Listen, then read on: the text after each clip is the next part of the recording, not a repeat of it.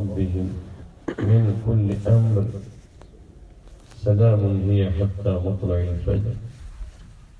یہ اعزاز کسے حاصل ہے؟ ہمیں حاصل ہے تو جی وہ کس کے صدقے حاصل ہے کہ ملائکہ اور فرشتے اتر کر وہ زمین پہ آ کر حضور کے امتیوں کو سلام کریں. ان کے لیے سلام کے تحفے وہ آسمانوں سے لے کر زمین پہ ہیں.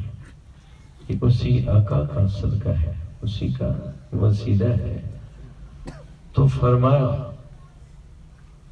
کہ ادب یہ عبادات میں اور طاعات میں، مجاہدات و ریاضات میں یہ پہلا رکن ہے.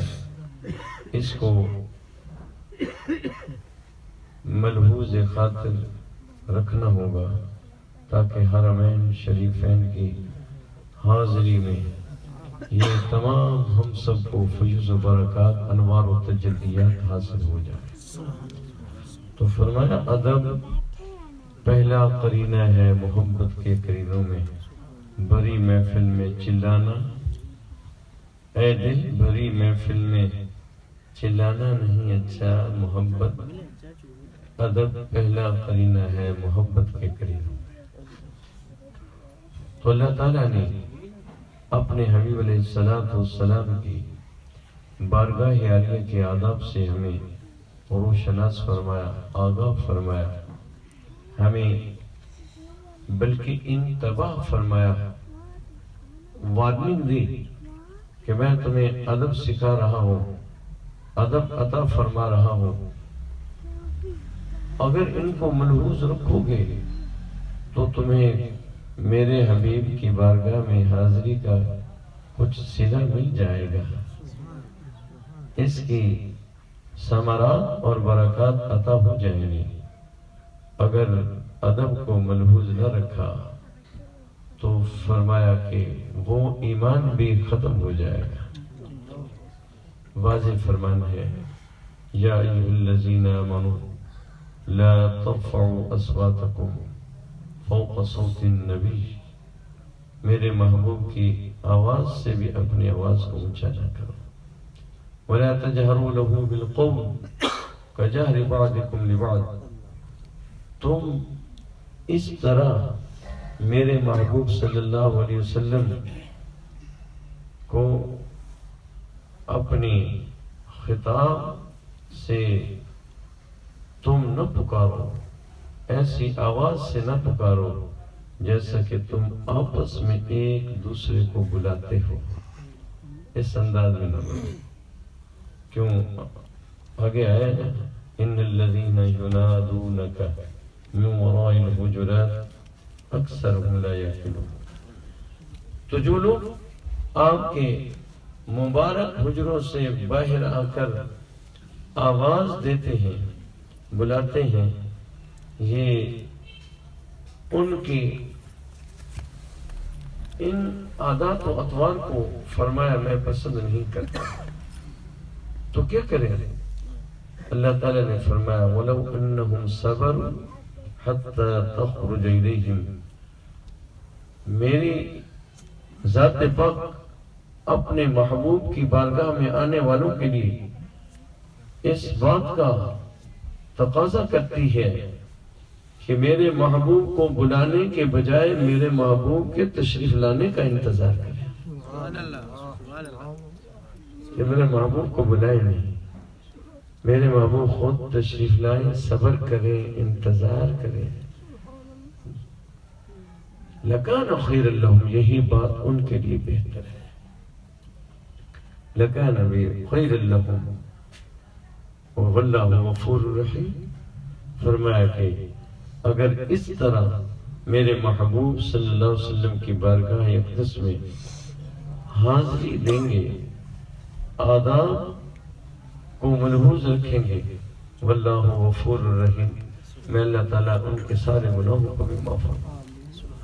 تو دوستان محترم، اللہ تعالیٰ ہمیں بارگاہ نبوت میں، بارگاہ رسالت میں، بارگاہ محبوبیت صلی اللہ تعالیٰ علیہ وسلم میں وہی آداب بجا لانے کی سعادت عطا فرمائے جو اللہ تعالیٰ نے ہمیں تعلیم فرمائے ہے۔ علامہ اقبال فرماتے ہیں نا، فرشتے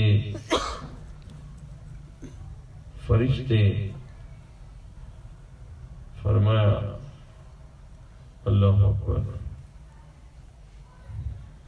حضور آیہ رحمت میں لے گئے مجھ کو، فرشتے بارگاہ رسالت میں لے گئے مجھ کو، حضور آیہ رحمت میں لے گئے مجھ کو، نکل کے باغ جہاں سے برنگ بو آیا، ہمارے واسطے کیا تحفہ لے کے تو آیا۔ فرشتے بزم رسالت میں لے گئے مجھ کو، حضور آیہ رحمت میں لے گئے مجھ کو، تو حضور نے، میں حاضر ہوا تو حضور نے ارشاد فرمایا کہ تو اس عالم فانی سے عالم بقا میں تو ایسے چلا آیا ہے، خالی ہاتھ آیا ہے، پھر ہمارے لیے تحفہ بھی لے کے آیا کہ نہیں آیا؟ فرشتے بزم رسالت میں لے گئے مجھ کو، حضور آیہ رحمت میں لے گئے مجھ کو،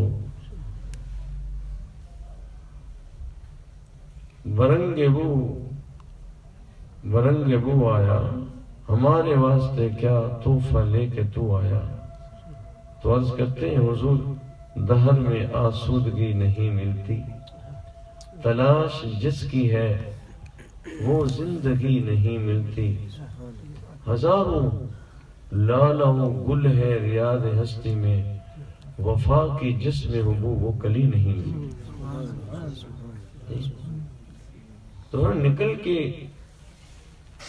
باغ جہاں سے برنگ بو آیا، ہمارے واسطے کیا تحفہ لے کے تو آیا۔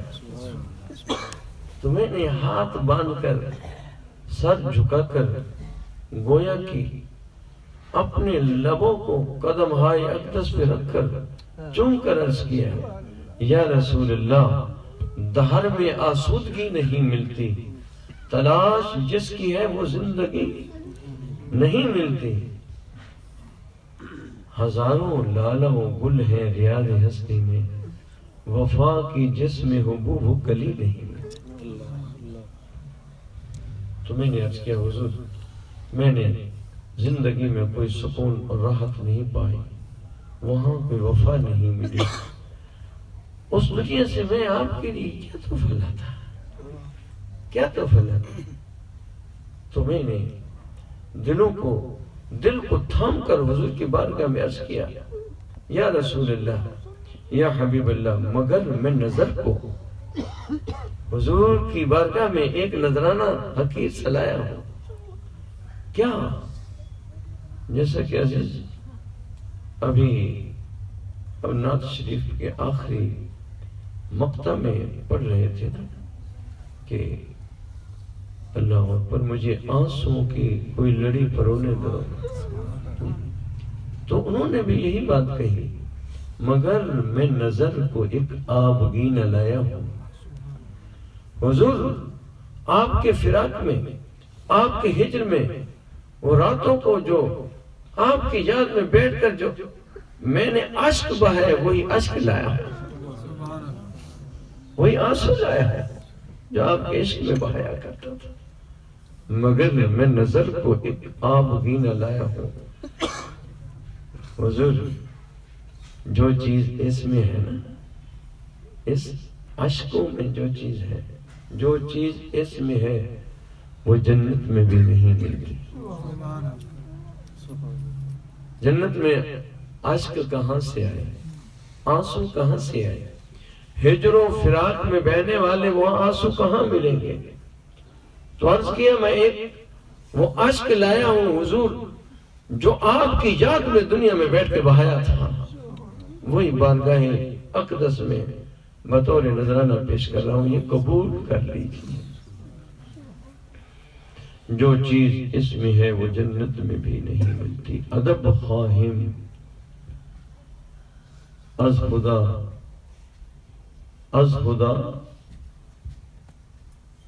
توفیق ادب خواہم، اللہ سے میں ادب کی توفیق طلب کرتا ہوں